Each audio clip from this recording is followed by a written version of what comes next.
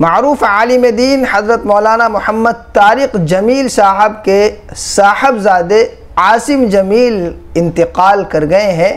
अल्लाह ताला उनकी मग़फ़िरत फ़रमाए, हज़रत मौलाना को सब्र जमील अता फ़रमाए, तमाम लवाहिक़ीन और मुतअल्लिक़ीन को सब्र जलील अता फ़रमाए।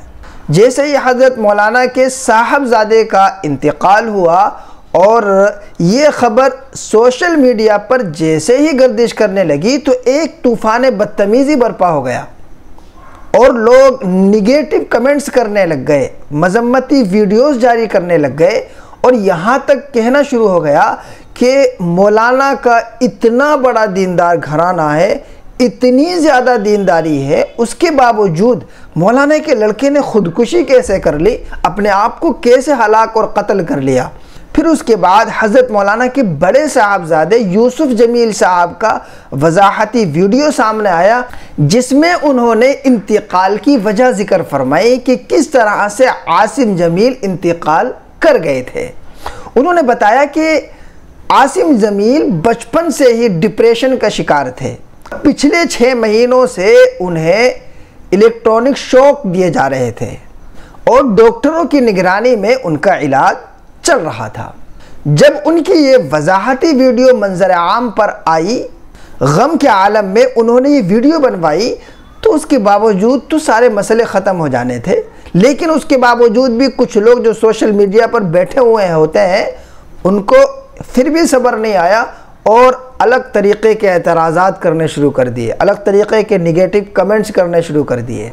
तो मैं एक बात यहाँ पर वाज़े कर दूँ कि मौलाना के लड़के का जो डिप्रेशन था वो इस तरीक़े का डिप्रेशन नहीं था कि जिस तरीक़े में इंसान की पकड़ हो जाती है।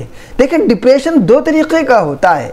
एक तो इंसान दुनिया की मोहब्बत में मग़लूब हो कर के गलत कदम उठाता है, ख़ुदकुशी कर लेता है, अपने आप को हलाक कर लेता है, फांसी लगा लेता है, अपने आप को ख़त्म कर लेता है दुनिया की मोहब्बत में।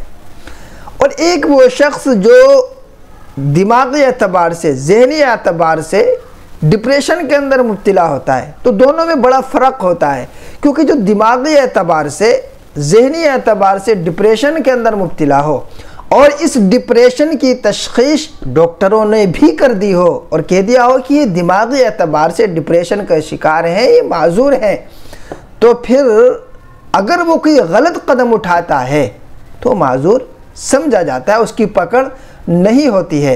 हालांकि मौलाना के इन लड़के के बारे में डॉक्टरों का ये भी कहना था कि इनको तन्हा और अकेला ना छोड़ा जाए, क्योंकि इनका डिप्रेशन इस तरीक़े का नहीं है जिस तरीक़े का आम तौर पर होता है दुनिया की मोहब्बत में मग़लूब होकर के। तो मौलाना के लड़के जिस तरीक़े के डिप्रेशन का शिकार हैं, दिमागी एतबार से, जहनी एतबार से जिस मर्ज़ के अंदर वो मुब्तला थे उसमें पकड़ नहीं होती और शरीयत की नज़र में ऐसे शख्स को माजूर समझा जाता है। अगर वो कोई गलत कदम उठा लेता है तो फिर उसकी पकड़ नहीं होती है। ऐसी हमारी शरीयत के अंदर बेशुमार मिसालें मौजूद हैं।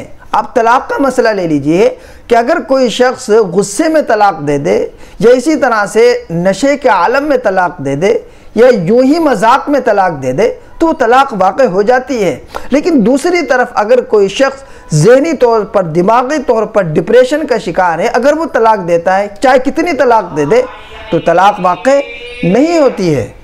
ऐसे ही कोई शख्स अगर डिप्रेशन का शिकार है, इस तरीक़े का डिप्रेशन, जिस तरीक़े के डिप्रेशन के अंदर मौलाना के साहबजादे थे, अगर कत्ल कर देता है, किसी को मार देता है, तो क़िसास नहीं लिया जाएगा क्योंकि उसको माजूर समझा जाएगा।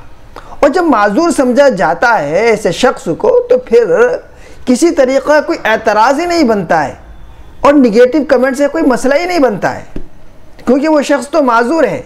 यही मामला मौलाना के साहबजादे के साथ था। वो बचपन से ही डिप्रेशन का शिकार थे और उनका मुस्तकिल मुसलसल इलाज चल रहा था और पिछले 6 महीनों से तो बहुत सख्त किस्म के उनको इलेक्ट्रॉनिक शॉक दिए जा रहे थे। तो इस वजह से मौलाना के साहबजादे माजूर थे और अगर उन्होंने अपने आप को हलाक किया है, ख़ुदकुशी की है, तो माजूर होने की वजह से, डिप्रेशन का शिकार हो जाने की वजह से उनको माजूर समझा जाएगा। लिहाजा उन लोगों को गौर करना चाहिए जो इस तरीक़े की मज़म्मती बातें बयान कर रहे हैं और निगेटिव कमेंट्स कर रहे हैं। हम तो अल्लाह ताला से दुआ कर सकते हैं कि अल्लाह ताला ऐसे लोगों को हिदायत अता फ़रमाए।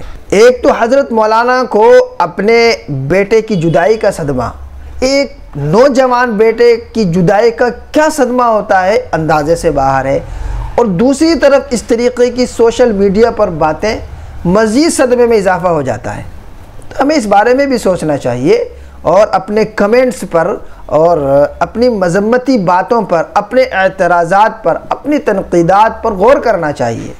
दुआ करते हैं अल्लाह ताला ऐसे लोगों को हिदायत दे, और ख़ुसूसी तौर पर दुआ है कि अल्लाह ताला आसिम जमील की मग़फ़िरत फ़रमाए और साथ साथ हज़रत वाला को सब्र जमील अता फ़रमाए, वालिदा को, भाई को, जितने भी आइज़ा अक़रीबा हैं सब को सब्र जमील और सब्र जलील अता फ़रमाए।